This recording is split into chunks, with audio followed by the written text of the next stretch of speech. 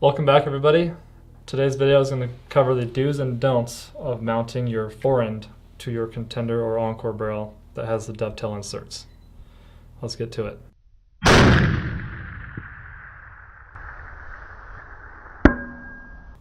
Okay, so you already have your barrel on your receiver.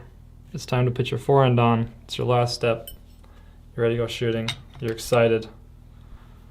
Everything else has been ready. You've been waiting a few weeks for your new barrel. But you tighten it down to where you can feel it stop and your forend wiggles. Do not apply more force at this point. That is the wrong thing to do.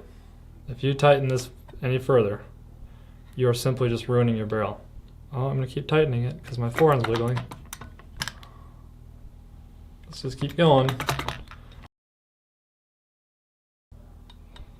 Even though this is the same hardware that came off of your other forend, off your other barrel, this still could happen. You could have dropped a washer, something else could be wrong with it. But you could have just ruined your barrel without even shooting it.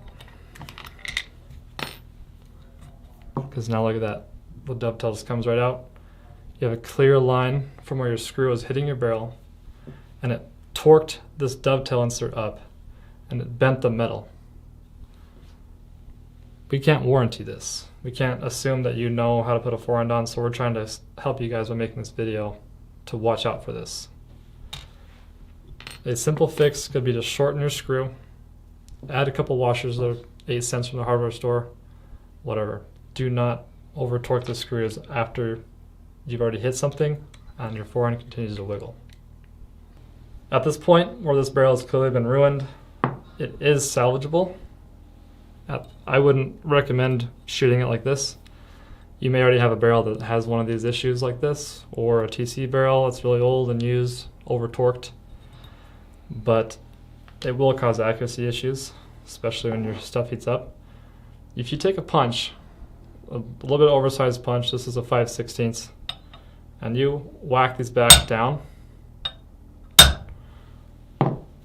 you could put those little dovetail things on there so that it won't go back in again. And then you can redrift it in.